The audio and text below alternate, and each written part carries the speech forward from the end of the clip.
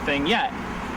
If you did want to weaponize something and use it to kill off a lot of people, that is something that you would want to do, and there may be ways to do that.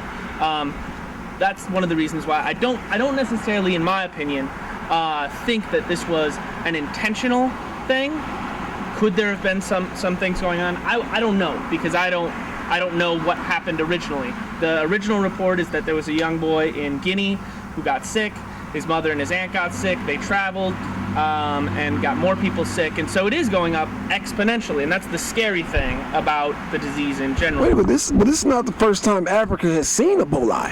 True. Yeah, so 1976 was. So what happened to the first wave? I'm trying to. What happened to the first wave of Ebola? You know. They cured them over here. Why couldn't they cure them over there? Why did they have to bring them over here to cure them? Well, I want to know what was the. How did they stop what happened to the first wave? Because I remember hearing about another wave. Actually, there was 3 waves. This is the 3rd or 4th wave. I don't know if this answers the question. You tapped on being immune to something without even having the vaccine to it. A lot of people I know have never taken the medicine or immunization their whole life and never been sick. So at the end of the day, is it the medicines that we take? Is it the things that we eat are proper intake? Because when you go to the hospital, what they tell you? Proper rest, proper fluids, you'll be fine. So at the end of the day, is it what we're intaking that's giving us, more sicknesses? I'm not just talking about Ebola, period. You know what I mean? Is that a point? I definitely think that's a point. I think that there are different steps we can take. Now, I also do believe, I have the smallpox vaccination. I used to work in a lab with a virus similar to it, and if I were to get, that virus in my eye anyway, I would lose my eye, anything like that. Now, because I got the vaccine, I do believe that protects me. Now, does that mean that there aren't problems with vaccines sometimes? I'm not saying that. I think there's rightful suspicion, especially when you treat certain populations differently and do experiments on them. I think there's rightful suspicion as to whether this is healthy or not. Right. But I will say that the wealthiest people in the world, they're getting vaccines too, and they're getting them because they know that it's going to keep them safe at times. But I'm open to people responding to that. Yeah, I just have a couple of comments I'd like to make. I'm Chima Ott, and I'm a health and wellness advocate. And I just wanted to speak a little bit about vaccines and vaccinations, because I'm not an advocate of taking any types of vaccinations. I would caution our audience to really look up the ingredients about what are in some of these vaccinations, look at the ingredients, and also why would I want to take in a disease that I'm trying to get rid of by taking a vaccine with it. My way of healing, because I don't really believe in cure, I believe in healing. I believe the body can heal itself. I've done it myself. I've written a book about it. But my way of healing is to build up your immune system yourself by using nature, by using the food, by using the water, by using the air, by using the sun, by using the earth, using your natural ability within yourself and on the planet to build up your own immune system in order to heal yourself. And the higher your immunity, the less able you are to get a lot of these illnesses and diseases like Ebola and all these other illnesses that they have out here. If your immune system is raised, then you will be healthy. I don't believe in taking vaccines. I believe in healing yourself with food and with nature. May I respond to that? You may, yes. Okay. So the only thing that I want to say is, and I respect every bit of what you are saying, because I completely agree, and actually I should eat much healthier myself, because I do not always. Now with that said, I think that so the first vaccine in history was Dr. Edward Jenner. He made this vaccine for smallpox. The way that he was able to cure smallpox was he was able to infect people with the cowpox virus, which is a similar virus. Those people would then get sick, and then they would heal from that virus because the body can fight off that virus. It's not as dangerous as smallpox, which pretty much kills you no matter what. Now, the way that Edward Jenner did this, no one talks about.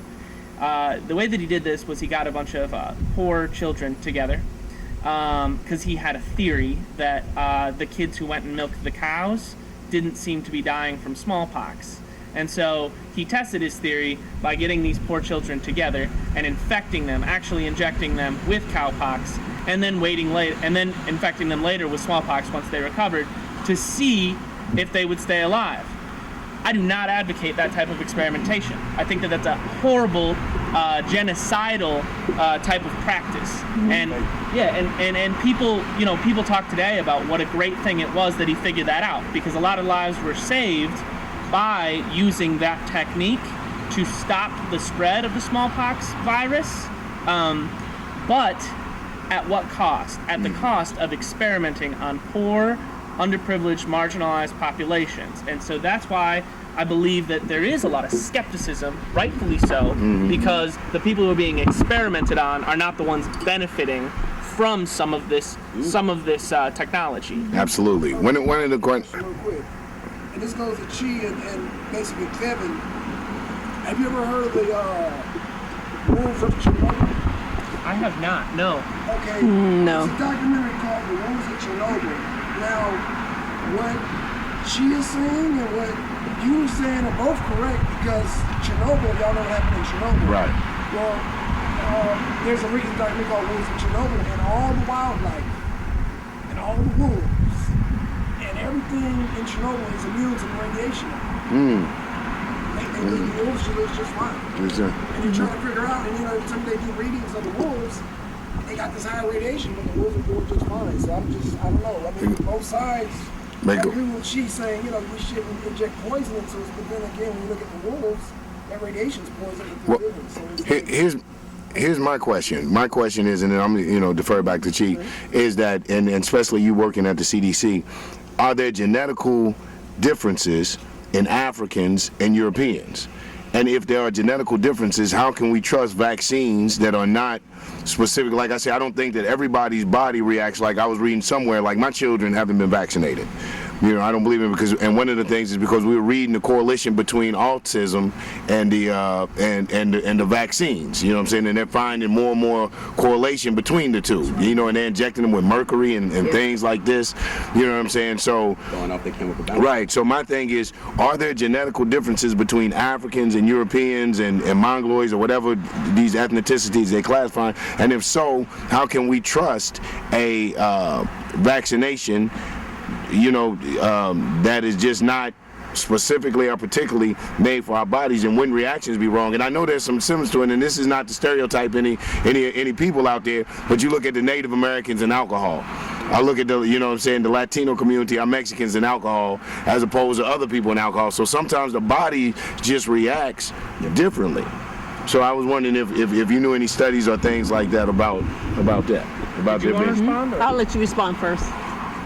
So my understanding as far as genetics go is that the genetic variation, the difference between one strand of DNA and another strand of DNA is actually equally diverse within the continent of Africa as it is within the entire world, because we all I am an advocate for the theory of evolution. Yes. So you're a light-skinned brother. We all know you came from black folk. Right. And so yes, people that were first present on Earth, the first humans, were evolved in Africa, and they were black people, and then people spread out across the globe. And for different reasons, a lot having to do with the absorption of sunlight and getting the necessary calcium and different things that you need to have a good pregnancy. We evolved to have different skin colors and things like that, and obviously that has resulted in a lot of other effects that have happened in the world. But my understanding is that the genetics are just as diverse within Africa and within that population as they are in the entire world. So my DNA may be more similar to yours than you two. Wow. This is possible because skin color is not this huge component of our DNA. Now, with that said, people absolutely respond differently to different medications, and there are certain things that I believe that African Americans and people of different descent have different different genetic things for. So for malaria, for example, the reason that